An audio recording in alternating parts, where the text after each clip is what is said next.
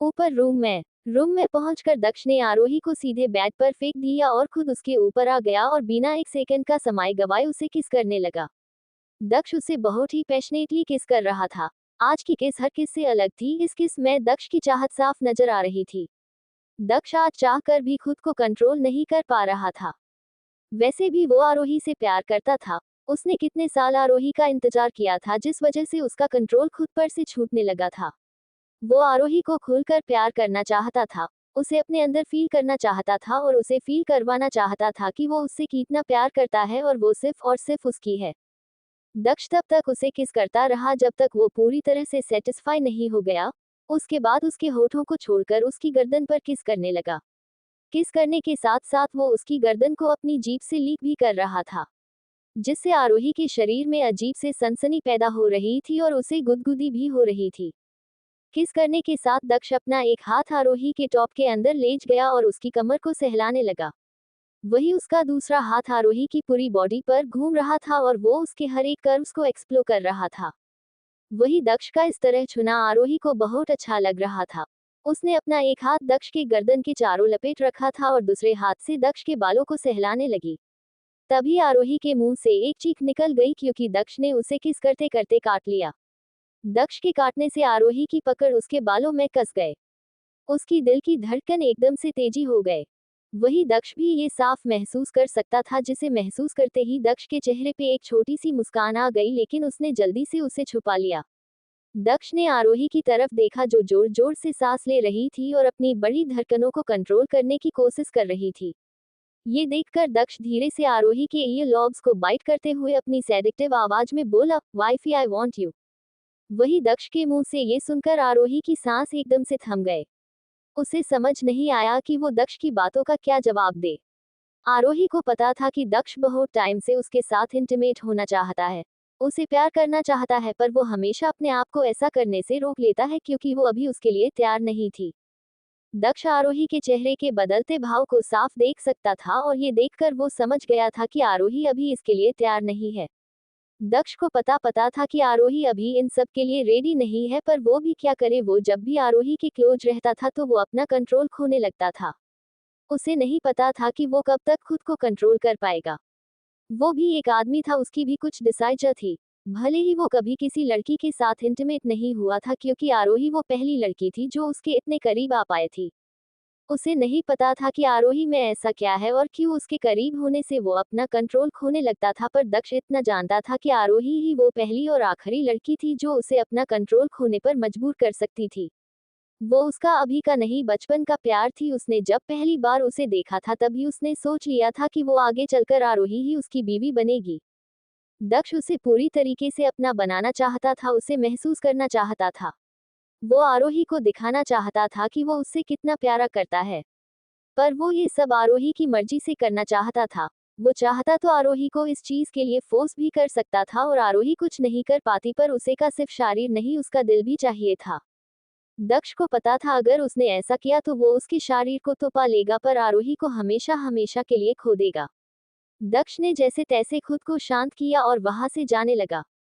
दक्ष को जाता देख आरोह एक पल के लिए घबरा गए। उसे लगा कि उसके इस तरह मना करने से दक्ष उससे नाराज हो गया क्योंकि वो अभी भी उसके साथ इंटीमेट होने के लिए तैयार नहीं है।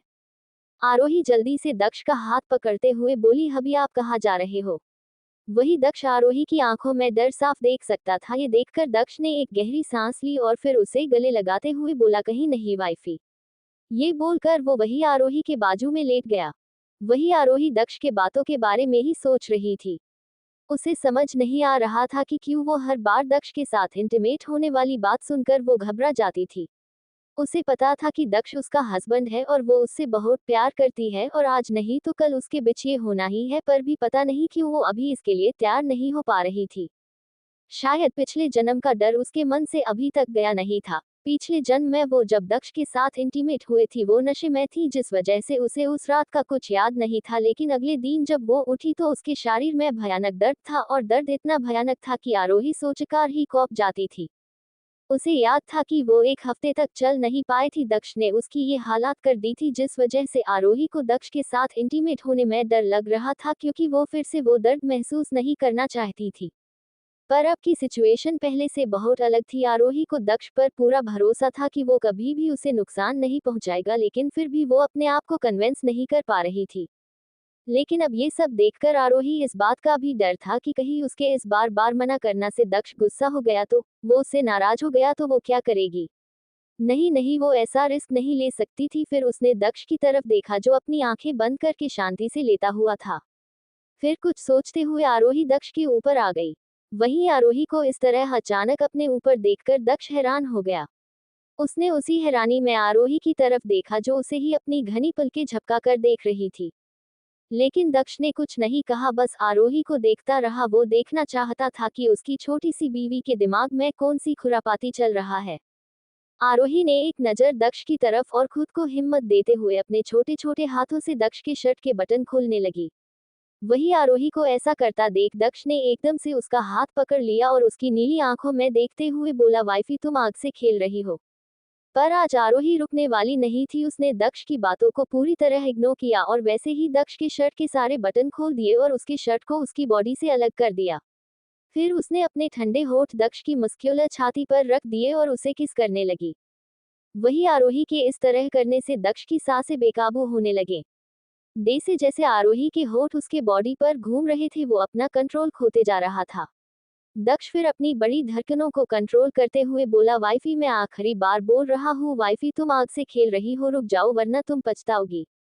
पर आरोही ने दक्ष की बातों को सीरियसली नहीं लिया और वैसे ही दक्ष को किस करती रही। किस करने के साथ ही साथ वो दक्ष को काट भी रही थी। वो अपने दोनों हाथों से दक्ष की बॉडी को भी एक्सप्लोर कर रही थी।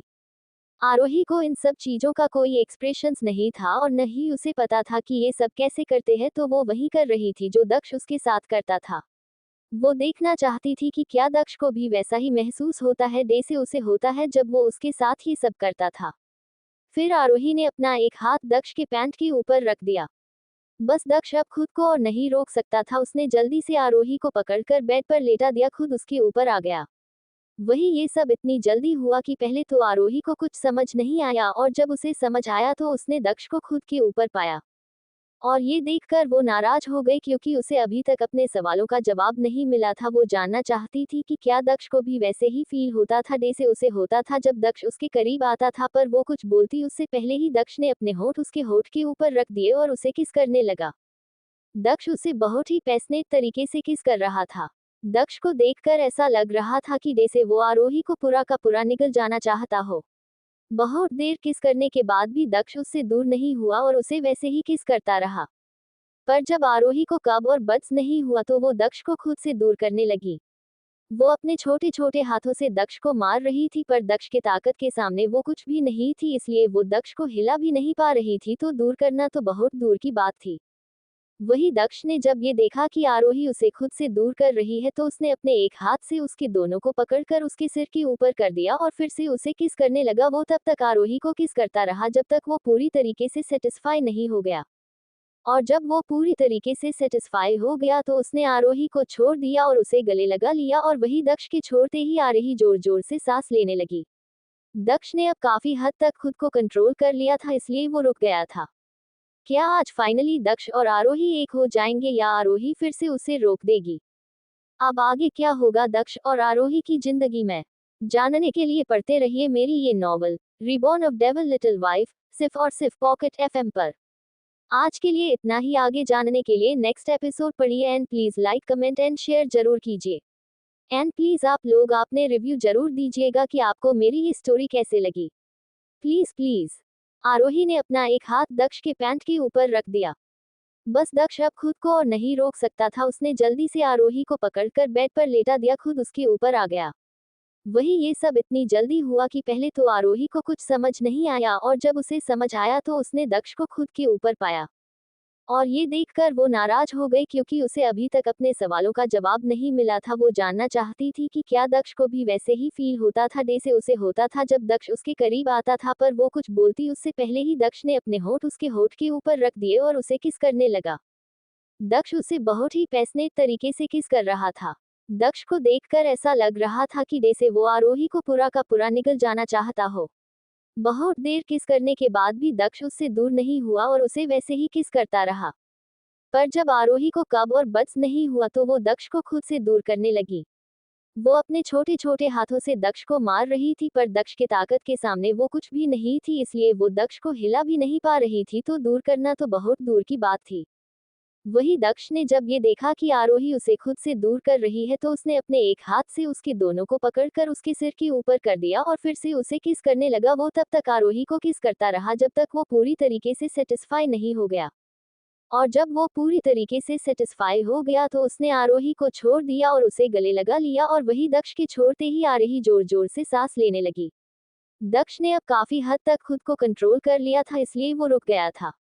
दक्ष के रुकते ही आरोही कसमसाने लगी और उसकी पकड़ से छूटने की कोशिश करने लगी। वही आरोही को कसमसाता देखकर दक्ष की पकड़ आरोही पर कस गए।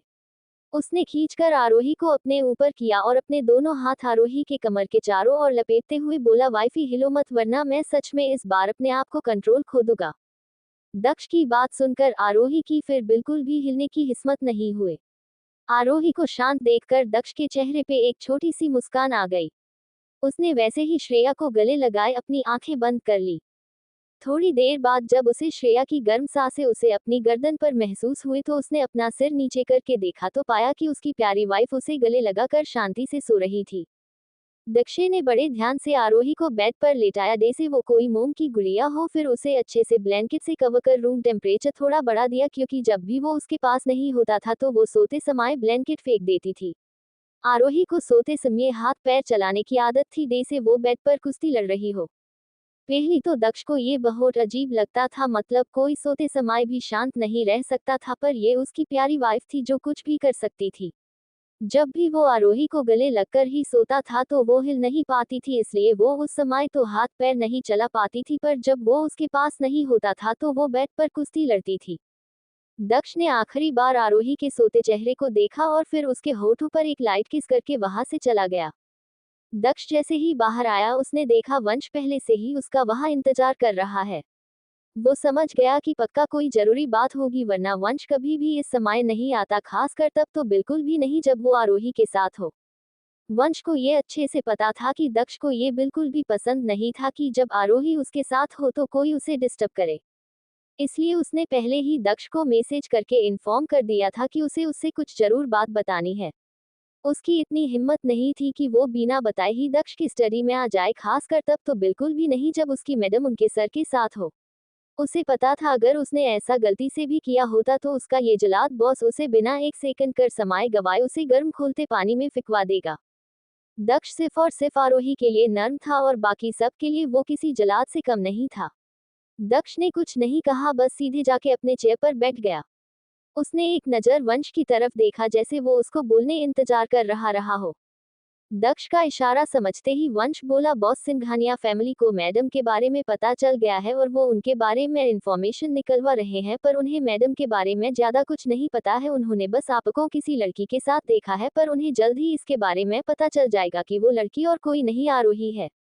कुछ दिन पहले आरोही दक्ष को सरप्राइज करने उसके ऑफिस आ गए थी। वो अंदर नहीं गए थी इस डर से कि कहीं कोई उसे देख न ले, पर आरोही ने उस समय ये ध्यान नहीं दिया कि वहाँ सर्विलेंस कैमरा और उसमें सब रिकॉर्ड हो रहा है, और जब ये सब सिंघानिया परिवार को पता चली तो वो हैरान हो गए।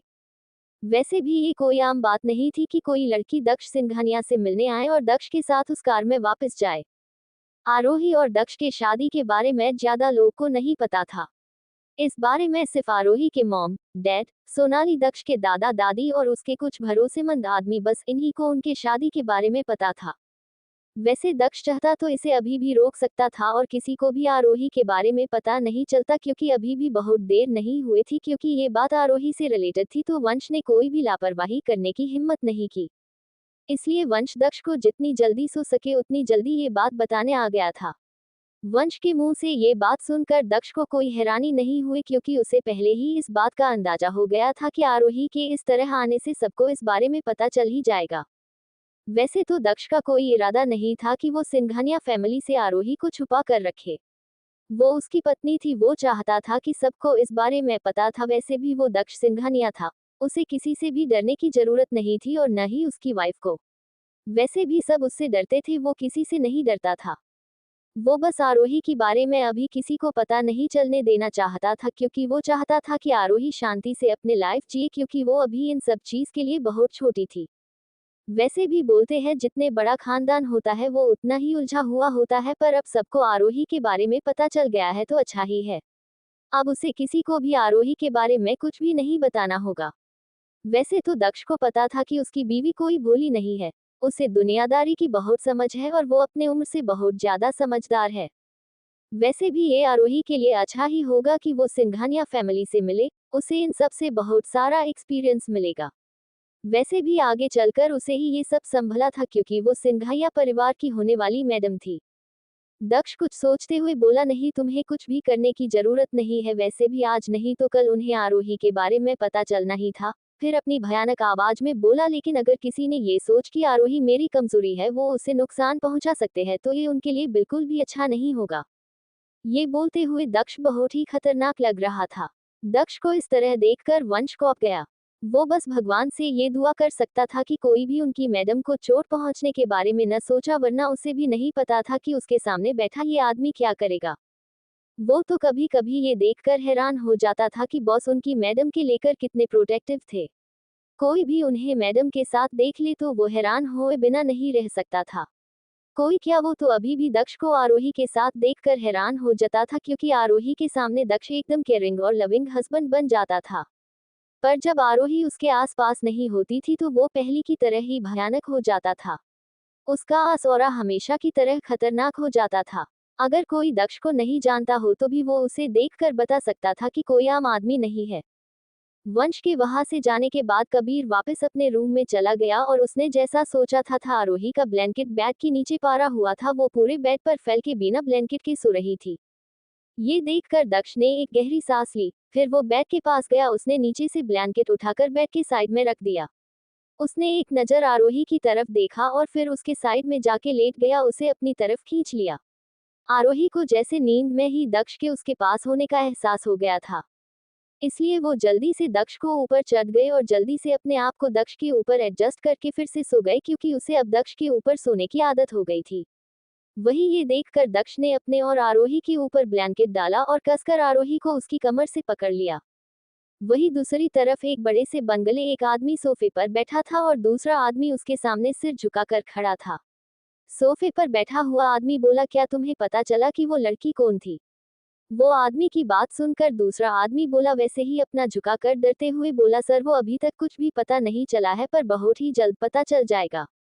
ये सुनकर वो आदमी को गुस्सा आ गया, पर उसने खुद को शांत किया, क्योंकि उसे पता था कि दक्ष के बारे में कोई भी इंफॉर्मेशन निकलवाना इतना आसान नहीं था। वही अपने बॉस को गुस्से में देखकर वो आदमी ने अपना थूक निगल लिया। उसे डर था कि कहीं उसका बॉस उसे गुस्से में कुछ कर न दे। वो ये बात अच्छे से जानता था कि उनका बॉस दक्ष सिंघानिया से कितनी नफरत करता था, पर वो उससे कितनी भी नफरत क्यों न करता हो, पर वो उसे नुकसान नहीं पहुंचा सकते थे, क्योंकि दक्ष सिंघानिया कोई आम इंसान नहीं था। उसके बहुत सारे छिपे हुए राज थे जिसके बारे में कोई नहीं जानता था। वो ऐसे ही इंडिया का सबसे पावरफुल इंसान नहीं था।